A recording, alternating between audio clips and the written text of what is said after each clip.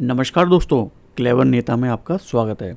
दोस्तों, चाइना पर एक सबसे बड़ी खबर आई है। वैसे तो चाइना की न्यूज़ मार्केट में निकल कर नहीं आती, क्योंकि वहाँ के जो प्लेटफॉर्म हैं या वहाँ पर जो भी पत्रकार हैं वो वहाँ से हटा दिए गए हैं, चाहे वो CNN का पत्रकार हो या हमारे इंडिया के पत्रकार हों। चाइना एक तरीके से जितने भी देशों के पत्रकार हैं उनको इसलिए निकाल रहा है क्योंकि वहाँ की जो सीक्रेट न्यूज़ हैं वो बाहर ना निकल पाएँ। तो फिर भी चाइना के जो सोशल मीडिया प्लेटफॉर्म है, वीबो, वी चैट, इनके ज़रिए कुछ खबर बाहर निकल के आ ही जाती हैं। तो ऐसी ही खबर है चाइना की फ्लड को लेके। चाइना में अभी इस समय सबसे बड़ी फ्लड आई हुई है, सबसे बड़ी बाढ़ आई हुई है। ऐसी बाढ़ अभी तक चाइना में कभी नहीं देखी गई थी। खबर निकल के आई है जो मैं आपको सामने दिखा देता हूँ। यहाँ पर लिखा हुआ है, more than million displaced after record rain drenches north eastern China.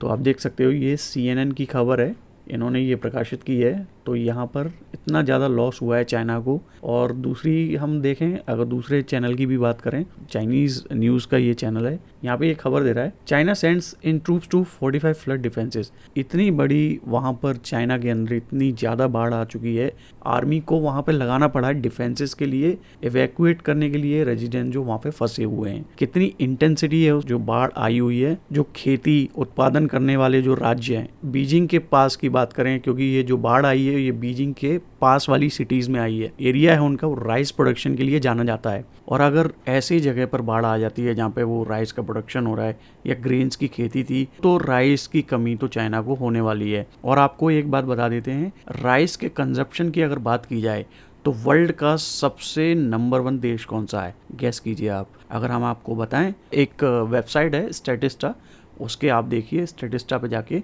आपको दिखेगा यहाँ पे चाइना जो है सबसे ज़्यादा राइस कंजप्शन करता है पूरे वर्ल्ड के अंदर। और अगर चाइना सबसे ज़्यादा राइस पूरे वर्ल्ड के अंदर कंज्यूम करता है तो उसका सबसे बड़ा एरिया जो कि राइस प्रोडक्शन करता था, वहीं पर अगर फ्लड आ गई तो आप समझ सकते हो कि कितना बड़ा क्राइसिस आगे चल के राइस का हो सकता है चाइना के लिए। भारत ने भी वैसे भी बैन कर रखा है राइस के एक्सपोर्ट को, तो आप समझ सकते हैं कि राइस की प्रॉब्लम आगे जाके चाइना को होगी। अगर हम न्यूज़ की बात करें, why China is Beijing witness, 140 साल के बाद चाइना ने ऐसी फ्लड देखी है अपने सिटीज़ के अंदर। और ये फ्लड आने का कारण भी हम आपको बता देते हैं। तो आपको एक मैप दिखाते हैं। यहाँ पर एक मैप है, यहाँ पर आपको चाइना की कैपिटल बीजिंग दिखाई दे रही है।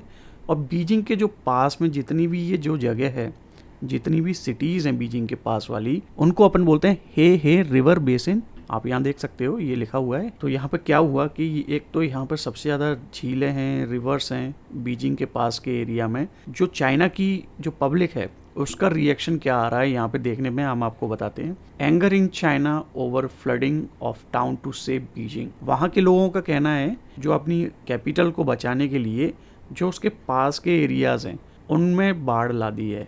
सोच समझ के किया गया, प्लानिंग के साथ किया गया काम है जो कि बीजिंग को बचाने के लिए किया गया। वहाँ की जनता का कहना ये है। एक और आर्टिकल देख लेते हैं। इस आर्टिकल में लिखा है, anger in China over plan to use city as a moat. तो मोट का मतलब हम आपको बता देते हैं, मोट किस चीज़ को बोलते हैं। अब चाइना के जो लोग हैं उनका कहना है कि बीजिंग को बचाने के लिए जो आसपास की सिटीज़ हैं उनको मोट बनाया गया। तो ये हम एग्जांपल देते हैं मोट का। तो मोट का आप ये देख लीजिए, ये कैसल है। जो महल हुआ करते थे उनके आसपास पानी भर दिया जाता था।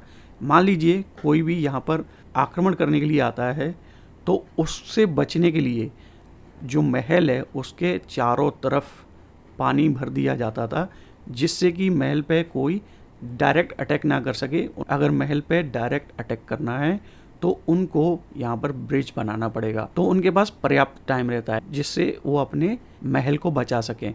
तो सेम यही कहना है चाइना की जो जनता है कि हमारे जो बीजिंग है कैपिटल है उसको बचाने के लिए आसपास के जितने भी शहर हैं उनको मोट बनाया गया। इस मैप के ज़रिए समझिए, बीजिंग की तरफ जो पानी आ रहा था उस पानी को रोका और इंटेंशनली इन्होंने पानी को आसपास की सिटीज़ में इन्होंने छोड़ा, जिससे बीजिंग पे कम असर पड़े। लेकिन हो गया इनके साथ उल्टा। एक तो 140 साल के बाद ऐसी बाढ़ आई, और दूसरी क्या बात हो गई इनके साथ, इनके यहाँ तूफान आ गया। तो यहाँ पर बाढ़ तो आ ही रही थी, ऊपर से टाइफून का तूफान और आ गया। जो वाटर की इंटेंसिटी थी वो ज़्यादा हो गई। तो इनका जो अनुमान लगा रहे थे ये हम बीजिंग को बचा लेंगे बाकी और सिटीज़ में पानी को जाने दो, नुकसान होता है तो उनको हम रिकवर कर लेंगे। लेकिन जब टाइफून का तूफ़ान आया तो इनके जो इन्होंने सोचा था वो सब गलत साबित हो गए। आपको एक विजुअल डालते हैं, यहाँ पे देखिए एयरपोर्ट है जो कि बीजिंग का सबसे अच्छा एयरपोर्ट, जिसके लिए चाइना आगे बढ़ के प्रमोट करता है कि देखिए हमारे यहाँ का कितना अच्छा हवाई अड्डा है, जैसा कि पूरे वर्ल्ड में नहीं है। अब डेक्सिंग एयरपोर्ट की ये विजुअल देखिए, यहाँ पे भी बाढ़ आ चुकी है, पूरा डेक्सिंग एयरपोर्ट पानी में डूब गया। अब बताइए चाइना के इंफ्रास्ट्रक्चर का क्या हुआ, जिसकी वो बात करता है, पूरी दुनिया में बोलता है कि मेरे पास सबसे अच्छा इंफ्रास्ट्रक्चर है, सबसे अच्छी हमारी प्लानिंग रहती है, लेकिन क्या हुआ, इस बाढ़ ने सबक सिखा दिया। तो दोस्तों यही था आज का हमारा वीडियो, चाइना की क्राइसिस को लेके, चाइना की बाढ़ को लेके। चाइना के अंदर जो प्रॉब्लम आ रही है ये बड़ी भी हो सकती है आगे चल के। हमारे साथ ऐसी वीडियो देखने के लिए हमारे चैनल का नोटिफिकेशन आप ऑन कर लेना, इस चैनल को सब्सक्राइब जरूर कर लेना